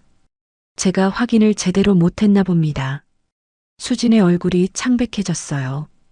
프레젠테이션은 엉망이 되었고 투자자들은 실망한 표정으로 돌아갔습니다. 수십억 원의 계약이 무산된 순간이었어요. 수진 씨, 사무실로 오세요. 회장의 목소리에는 실망감이 묻어 있었어요. 이 사건 이후 수진을 바라보는 동료들의 시선이 완전히 달라졌어요. 이전까지는 그래도 동정적이었는데 이제는 노골적으로 비난하는 분위기였습니다. 저런 실수를 어떻게 할 수 있지? 경력도 없는 사람을 왜 뽑았는지 모르겠어. 회사에 얼마나 큰 손해를 끼친 건지 알기나 할까? 수지는 복도를 지날 때마다 따가운 시선을 느꼈어요. 사람들이 자신을 피하는 것 같았고 업무 협조도 거의 받을 수 없는 상황이 되었습니다. 점심시간에도 혼자 먹어야 했어요. 아무도 함께 앉으려고 하지 않았거든요. 수진의 마음은 점점 무거워져 갔습니다. 정말 내가 이 일에 맞지 않는 걸까? 자신감이 바닥까지 떨어졌어요. 더욱 심각한 건 민지 주변에서도 이상한 일들이 일어나기 시작했다는 거였어요. 어린이집에 정체불명의 사람들이 나타나서 민지를 지켜보고 있었거든요.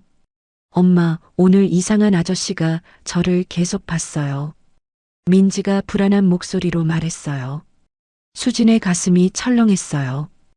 혹시 누군가 민지에게 해를 끼치려는 건 아닐까요? 어린이집 선생님도 걱정스럽다며 연락을 주었어요. 민지 엄마, 요즘 우리 어린이집 주변에 수상한 사람들이 자주 나타나요.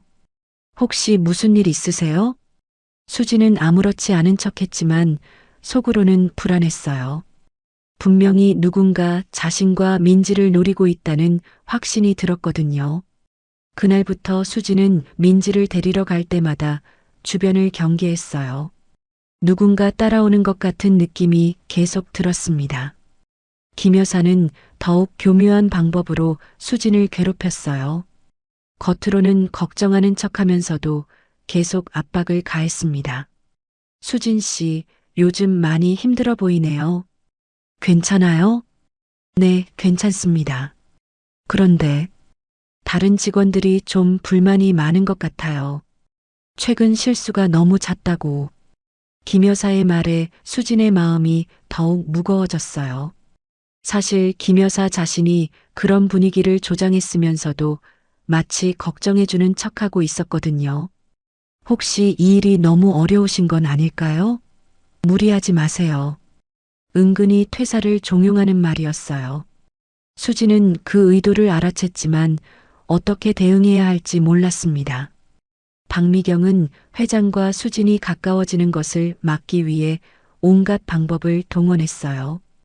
회장의 스케줄을 조작해서 수진과 만날 시간을 줄이거나 급한 일을 만들어서 방해했습니다. 여보, 오늘 저녁에 중요한 모임이 있어요. 함께 가야 해요. 박미경이 거짓으로 약속을 만들어서 회장을 바쁘게 만들었어요. 회장이 수진과 시간을 보낼 틈을 주지 않으려는 의도였습니다. 또한 다른 비서들을 통해서 회장에게 수진의 부정적인 소식만 전달되도록 조작했어요. 회장님, 수진 씨 때문에 직원들의 불만이 많다고 하네요. 업무 실수가 너무 잦아서 다들 걱정하고 있어요. 회장도 점점 혼란스러워했어요. 개인적으로는 수진을 믿고 싶었지만 계속 들려오는 부정적인 이야기들 때문에 의심이 들기 시작했거든요.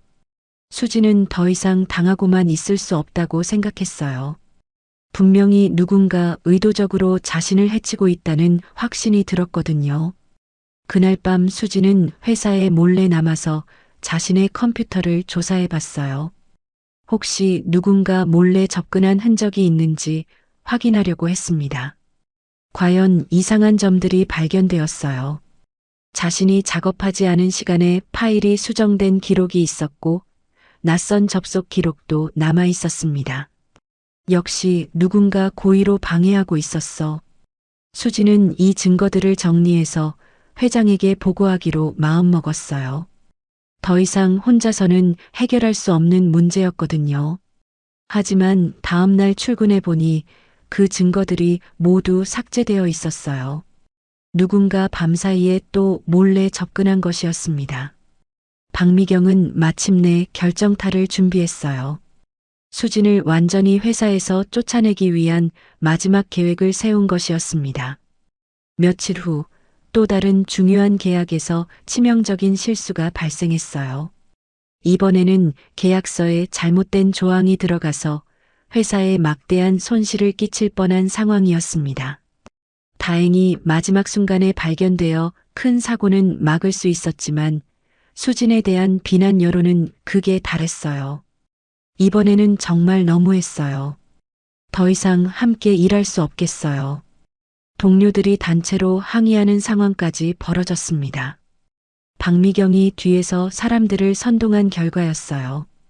그날 저녁 수진은 민지를 데리러 가던 중 또다시 누군가 따라오는 것을 느꼈어요.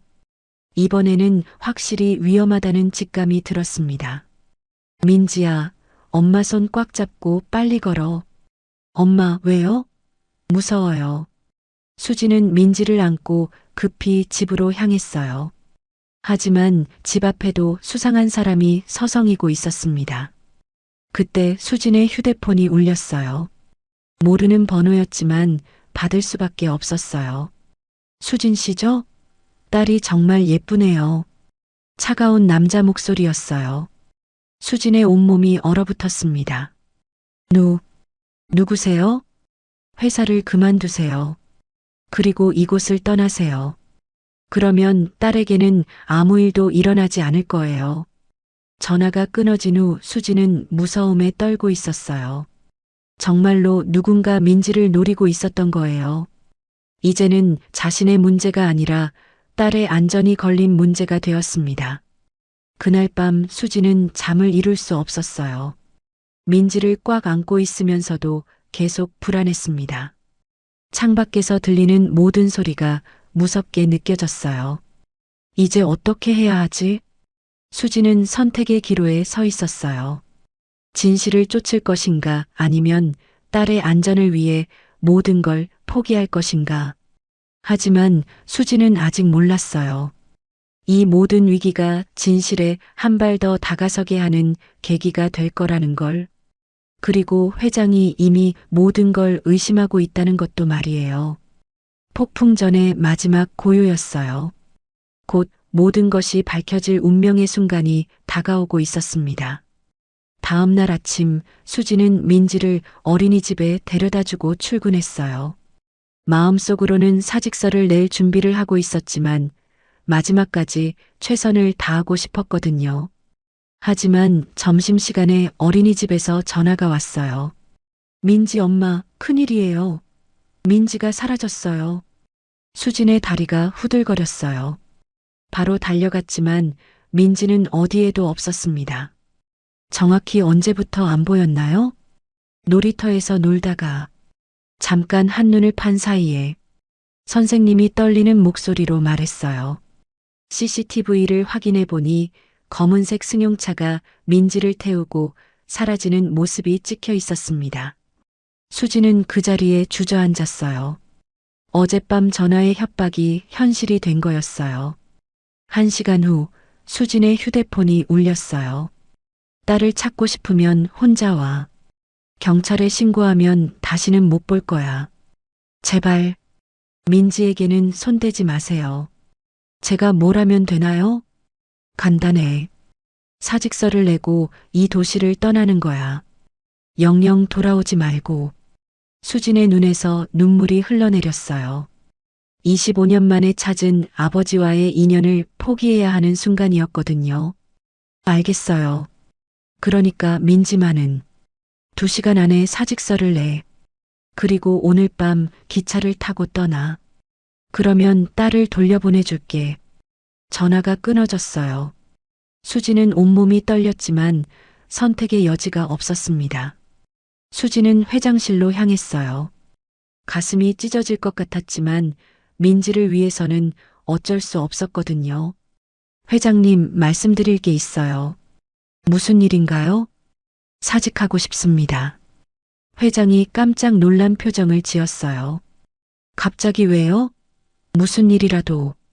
개인적인 사정이 생겨서 더 이상 이곳에 있을 수 없게 되었어요. 수지는 거짓말을 할 수밖에 없었어요. 진실을 말하면 민지가 위험해질 수도 있었거든요.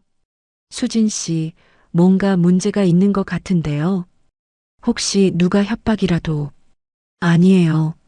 정말 개인적인 일이에요. 수진의 목소리가 떨렸어요. 회장에게 도움을 요청하고 싶었지만 그럴 수 없었습니다. 수진이 나간 후 회장은 뭔가 이상하다는 걸 직감했어요. 수진의 표정이 너무 절망적이었거든요. 마치 무언가에 쫓기는 사람 같았어요. 회장은 즉시 사설탐정에게 전화를 걸었어요. 수진 씨 주변을 조사해 보세요. 뭔가 이상한 일이 벌어지고 있는 것 같아요. 알겠습니다. 그런데 회장님, DNA 검사 결과가 나왔는데요. 결과가 어떻게? 99.9% 일치합니다. 확실히 친부녀 관계가 맞아요. 회장의 온몸에 전율이 흘렀어요. 25년 만에 정말로 딸을 찾은 거였어요. 그런데 지금 그분이 사직서를 내셨다고요? 뭔가 위험한 일이 벌어지고 있는 게 분명해요. 박미경은 계획이 순조롭게 진행되는 걸 보며 안도했어요. 드디어 성가신 존재를 제거할 수 있게 된 거였거든요. 김 여사, 그 여자 짐 다 쌌어? 네, 부인. 오늘 밤 기차표도 끊어뒀어요. 좋아. 이제 영영 볼 일이 없겠네. 하지만 박미경은 몰랐어요. 회장이 이미 모든 걸 의심하고 있다는 걸. 그리고 진실이 곧 밝혀질 거라는 것도요. 아이는 어떻게 할 거예요? 그 여자가 완전히 떠나면 풀어주지 뭐. 다시는 돌아올 수 없을 테니까. 박미경은 차가운 미소를 지었어요. 하지만 그 미소는 오래가지 못할 거였어요. 사설탐정은 재빨리 수진의 행적을 추적했어요. 어린이집에서 민지가 사라진 것도 알아냈고 CCTV 분석을 통해 납치범들의 차량까지 추적했습니다. 회장님, 큰일입니다. 수진 씨 딸이 납치됐어요. 뭐라고요? 그래서 어쩔 수 없이 사직서를 낸 것 같아요. 지금 추적하고 있으니 조금만 기다려주세요.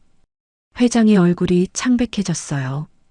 25년 전 자신이 겪었던 그 악몽이 딸에게 다시 일어나고 있었던 거예요. 당장 경찰에 신고하세요.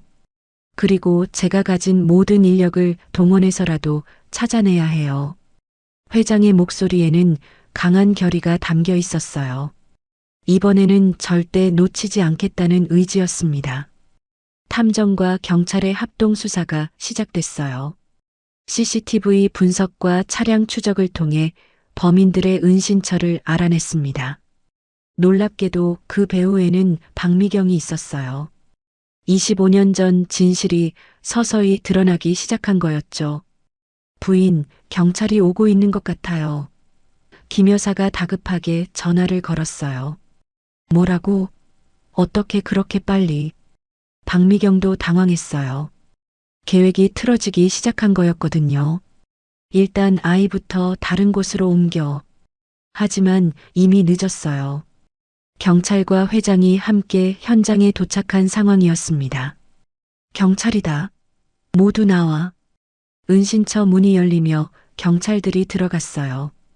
그 뒤로 회장도 급히 뛰어들었습니다. 민지야. 작은 방 안에서 떨고 있던 민지를 발견한 순간 회장의 눈에 눈물이 맺혔어요. 25년 전 잃어버린 딸의 모습이 겹쳐 보였거든요. 할아버지? 민지가 무서워하며 말했어요. 응, 할아버지야. 이제 괜찮아. 무서워하지 마. 회장이 민지를 품에 안았어요. 외손녀를 처음 제대로 안아보는 순간이었습니다. 납치범들은 모두 체포됐어요. 그들을 고용한 배우까지 모두 드러날 때까지는 시간 문제였습니다.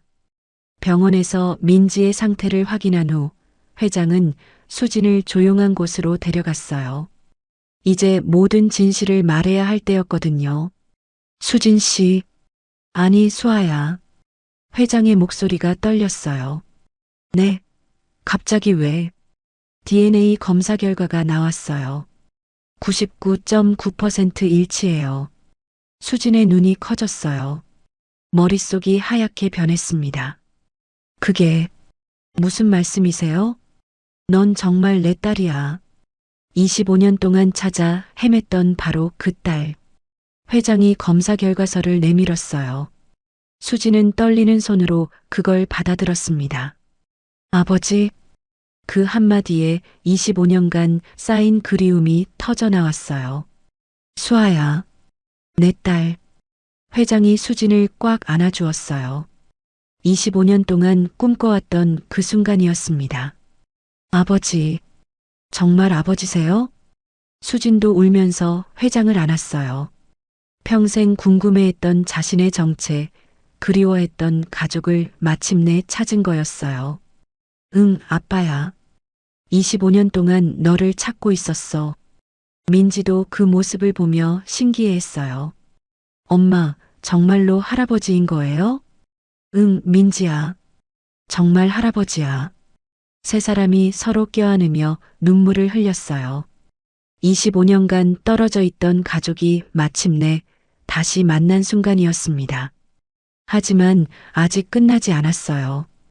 이 모든 비극을 만든 진짜 범인들을 처벌해야 했거든요.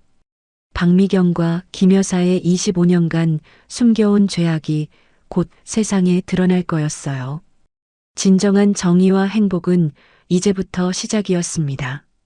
납치범들을 신문하는 과정에서 충격적인 진실이 드러났어요. 박미경이 배후에 있다는 것뿐만 아니라 25년 전 수아 실종 사건의 진범도 바로 그녀였다는 사실이 밝혀진 거였습니다. 김 여사가 경찰 조사에서 모든 걸 자백했어요. 25년간 가슴에 묻어둔 죄책감을 더 이상 견딜 수 없었거든요. 25년 전 박미경 부인이 저에게 시켰어요. 3살짜리 수아 양을 멀리 떨어진 고아원에 버리라고. 왜 그런 일을 했습니까? 부인이 재산을 혼자 차지하고 싶어 했어요. 수아 양이 있으면 상속에서 밀려날까봐. 회장이 그 말을 듣고는 온몸이 떨렸어요. 25년 동안 믿고 살았던 아내가 자신의 딸을 버린 장본인이었다니 세상이 무너지는 기분이었습니다. 그럼 지금까지 나와 함께 딸을 찾는다고 했던 건 모두 거짓이었단 말인가? 회장의 목소리에는 분노와 배신감이 섞여 있었어요. 경찰이 박미경을 체포하러 왔을 때 그녀는 마지막까지 발악했어요. 이게 무슨 소리예요? 저는 아무것도 모르는데. 하지만 김 여사의 증언과 물증들이 너무나 확실했어요. 25년 전 계획을 세운 것도 최근 납치를 지시한 것도 모두 박미경의 소행이었거든요. 박미경, 당신은 유기, 납치교사, 재산 편취 혐의로 체포됩니다. 수갑이 채워지는 순간 박미경의 얼굴이 창백해졌어요. 25년간 누려온 모든 것이 한순간에 무너지는 순간이었습니다. 이럴 수는 없어. 내가 25년 동안 이 집을 지켜왔는데. 하지만 아무도 그녀의 말에 귀 기울이지 않았어요.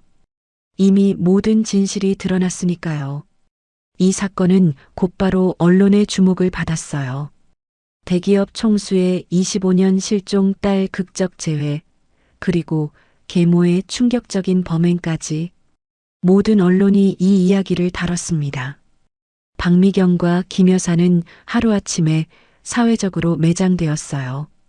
그동안 쌓아온 모든 지위와 명예가 순식간에 무너졌습니다. 25년간 한 아버지의 가슴에 못을 박고 살아온 악독한 여인, 죄 없는 3살 아이를 버린 인면수심의 범죄자. 신문과 방송의 비난은 매우 거셌어요. 국민들의 분노도 하늘을 찔렀습니다.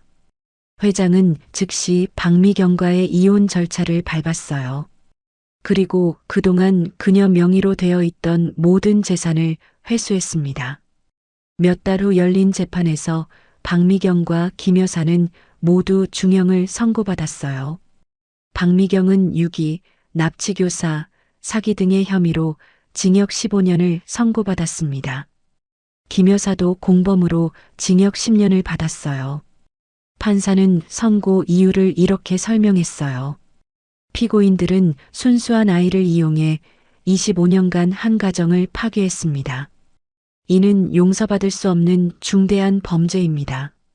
박미경은 마지막까지 불복했지만 소용없었어요. 정의의 심판은 이미 내려진 후였거든요. 회장과 수지는 법정에서 그 모습을 지켜봤어요. 25년간의 한이 비로소 풀리는 순간이었습니다. 재판이 끝난 후 수지는 호적을 정정했어요. 이제 다시 박수아라는 본명을 되찾았습니다. 25년 만에 찾은 진짜 정체성이었어요. 앞으로는 박수아로 살아가겠습니다, 아버지. 그래, 수아야. 이제 정말 우리 가족이 되었구나. 회장의 눈가에 기쁨의 눈물이 맺혔어요.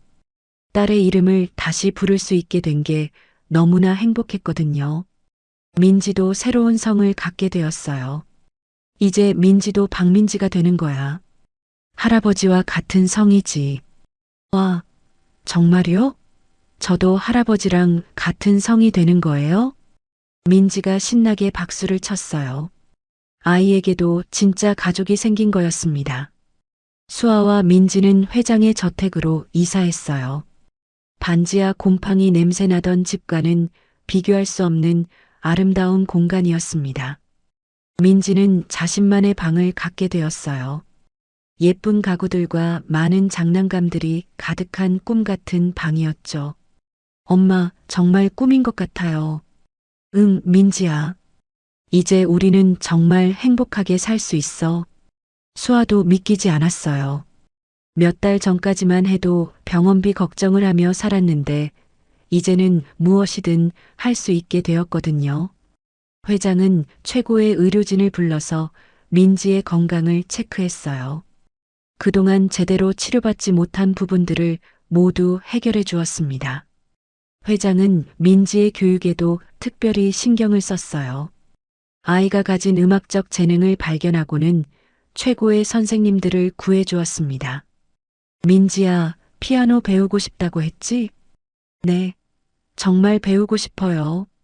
며칠 후 집에는 아름다운 그랜드 피아노가 들어왔어요. 민지가 처음 건반을 누르는 순간 집안이 아름다운 선율로 가득 찼습니다. 회장은 그 모습을 보며 흐뭇해했어요. 25년 전 수아도 이렇게 음악을 좋아했었거든요. 유전이라는 게 정말 신기했어요. 할아버지, 들어보세요. 제가 연주하는 거예요. 민지의 밝은 웃음소리가 집안 곳곳에 울려 퍼졌어요. 25년간 딸을 잃은 슬픔으로 몸과 마음이 모두 망가져 있던 회장도 놀랍게 회복되기 시작했어요. 가족을 되찾은 기쁨이 최고의 치료제였거든요. 회사 직원들도 회장의 변화에 놀랐어요. 회장님이 요즘 정말 밝아지셨어요. 그러게요. 웃는 모습을 이렇게 자주 보기는 처음이에요. 회장은 수아를 회사 경영에도 참여시켰어요. 딸에게 사업을 가르쳐주고 싶었거든요. 수아는 놀라운 학습 능력을 보여주며 금세 적응했습니다. 아버지, 제가 정말 이런 일을 할 수 있을까요? 당연하지. 넌 내 딸이니까. 할 수 있어. 회장의 격려에 수아는 자신감을 얻었어요. 수아는 25년간 품어왔던 의문들이 모두 해결되면서 마음의 평화를 찾았어요. 자신이 누구인지, 왜 혼자가 된 것인지 모든 답을 찾았거든요. 그리고 그 과정에서 아버지의 사랑이 얼마나 깊었는지도 알게 되었어요. 25년간 한 번도 포기하지 않고 찾아 헤맨 그 마음이. 아버지, 그동안 얼마나 힘드셨을까요? 이제 다 지난 일이야.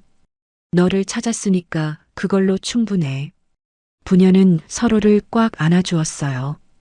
25년간의 아픔이 서서히 아물어가고 있었습니다. 민지도 이제 진짜 가족의 사랑을 받으며 자라고 있었어요. 할아버지, 엄마와 함께하는 매일이 행복했습니다. 6개월 후, 박 씨 가족은 함께 저녁 식사를 하고 있었어요. 따뜻한 조명 아래 웃음소리가 끊이지 않는 식탁이었습니다. 할아버지, 오늘 학교에서 피아노 연주회가 있었어요. 그래, 우리 민지가 제일 잘했겠네. 네, 선생님이 칭찬해 주셨어요. 민지의 밝은 목소리에 회장과 수아가 함께 웃었어요. 아버지, 정말 감사해요. 이런 행복이 제게 올 줄 몰랐어요. 나도 마찬가지야, 수아야. 너희가 있어서 내 인생이 완전해졌어. 창밖으로는 따뜻한 봄바람이 불어오고 있었어요. 벚꽃잎들이 하늘하늘 날리며 새로운 시작을 알리는 것 같았습니다. 25년간의 기나긴 여정이 드디어 끝났어요. 이제 박 씨 가족에게는 사랑과 희망으로 가득한 미래만이 남아 있었습니다. 수아는 민지의 손을 꽉 잡으며 생각했어요. 이제 정말로 완전한 행복이 시작되었다고, 그리고 이 행복을 평생 지켜나가겠다고. 따뜻한 웃음소리가 집안 가득 퍼져나갔어요. 진짜 가족이 함께하는 진짜 행복이었습니다. 오늘 이야기 어떠셨나요? 이야기가 재밌으셨다면 구독과 좋아요 부탁드려요. 그리고 지금 어디에서 어떤 시간을 보내며 들으셨는지도 댓글로 남겨주세요. 여러분의 하루와 이야기가 언제나 궁금합니다. 여러분의 가정에 늘 따뜻한 행복이 함께하길 바라며 오늘도 시청해 주셔서 감사합니다.